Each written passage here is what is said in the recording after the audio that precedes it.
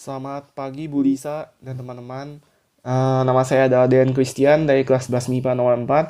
Sekarang saya akan menjelaskan tentang pemantauan gelombang dan pembiasan gelombang serta penerapannya dalam kehidupan sehari-hari kita yang berada di sekitar kita. Pertama, saya akan menjelaskan tentang pemantauan gelombang. Pemantauan gelombang adalah peristiwa pengembalian atau pemantauan seluruh atau sebagian dari suatu gelombang jika gelombang tersebut bertemu dalam bidang batas antara dua medium.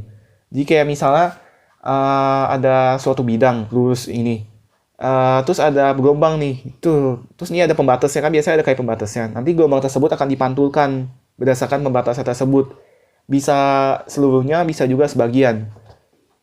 Yang kedua, sekarang saya akan menjelaskan tentang penerapan gejala pemantauan gelombang. Yang pertama, kalau misalnya kita berada di sebuah ruang kosong, nah terus kita berteriak di dalamnya, maka suara yang kita keluarkan dari mulut kita itu akan terpantulkan di sekitar dinding-dinding di ruangan kosong tersebut, sehingga kita bisa mendengarnya kembali. Ya, itu dikarenakan tidak ada benda-benda yang berada di dalam ruangan tersebut. Jadi benda-benda tersebut tidak akan bisa dibilang seperti menyerap gelombang bunyi tersebut, tapi semuanya terpantulkan dengan jelas sehingga kita bisa mendengarnya kembali. Lalu ketika kita berenang, kalau misalnya kita berenang itu kan pasti ada gelombangnya dong, kayak gaya bebas, gaya kupu-kupu dan lain-lain. Nah, gelombang yang kita hasilkan karena kita bergerak tersebut, itu kalau misalnya gelombang tersebut misalnya mentok ke dinding kolam renang, kan di kolam renang pasti ada dindingnya kan. Nah, kalau misal gelombang yang kita hasilkan tersebut mentok ke dinding kolam, maka kolam tersebut akan memantulkan kembali gelombang tersebut. Lalu ada gelombang laut. Gelombang laut itu kan gelombang air. Gelombang laut itu bisa berukuran besar, bisa juga berukuran kecil. Dan kecepatannya pun bervariasi, ada yang besar, ada yang kecil pula. Gelombang laut itu membawa energi yang besar, yang dapat dihasilkan oleh angin atau gempa yang berada di dasar samudra. Nah, ketika gelombang laut tersebut sampai di pantai, gelombang laut ini akan menghantam pantai. Jadi kayak prinsipnya kayak mirip-mirip di kolam renang tadi. Nah, sebagian gelombang yang kena pinggir pantai tadi, itu di mulut pantai tadi, itu bakalan dipantulin lagi dalam bentuk arus balik.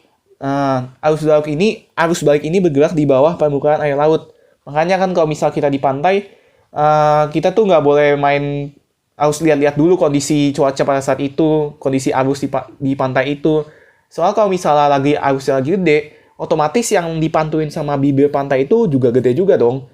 Nah, jadinya kondisi terburuknya itu, situasi terburuknya kita bisa terbawa arus. Jadi kayak cerita itu loh, cerita yang nggak boleh pakai baju hijau di pantai itu sebenarnya bukan mitos atau legenda-legenda Nyi Roro Kidul. Itu sebenarnya karena pengaruh dari gelombang ini, gelombang yang mengenai pinggir pantai dipantulkan kembali. Apalagi kalau gelombangnya gede. Nah, arus baliknya juga gede juga dong otomatis. Nah, kita bisa keseret ke dalam. Bukan karena kita pakai baju hijau atau karena Nyi Roro Kidul. Itu tentang pemantauan gelombang. Baiklah, setelah menjelaskan tentang pemantauan gelombang, sekarang saya akan menjelaskan tentang pembiasan gelombang.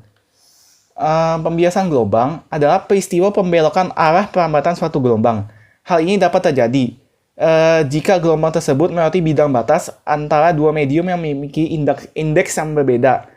Indeks bias menyatakan kerapatan suatu medium. Kayak misalnya ini udara, ini air, terus dibatasi suatu bidang batas nih. Nah, itu memiliki kerapatan yang berbeda. Air memiliki kerapatan lebih rapat, dan kalau udara kerapatannya lebih renggang dibandingkan air. Sekarang saya akan menjelaskan tentang penerapan pembiasan gelombang dalam kehidupan sehari-hari. Misalnya, saat berenang di kolam, kaki kita akan terlihat lebih pendek ketika berada di dalam air. Hal tersebut itu disebabkan oleh pembiasan gelombang. Jadi, seperti yang saya sudah jelaskan tadi, udara itu kan kurang rapat. Kalau air itu lebih rapat dari udara kan. Nah, karena ada perbedaan kerapatan tersebut, maka kaki kita tuh terlihat lebih pendek, bukan karena kenapa-napa. Itu karena pembiasan gelombang. Kan cahaya itu termasuk gelombang. Nah, jadi itu juga termasuk pembiasan gelombang. Yang selanjutnya, fata morgana yang terjadi padang pasir. Dan ketika berada di jalan aspal yang sangat panas. Hal tersebut itu disebabkan karena perbedaan kerapatan antara udara panas dan udara dingin.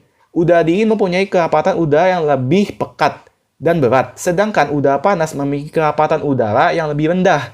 Hal itu menyebabkan terjadinya suatu ilusi penglihatan. Kan kalau misalnya kita jalan padang pasir deh, kalau padang pasir kan mungkin kita belum pernah. Kita lihat di jalan aspal, kalau siang hari nih, wah panas banget.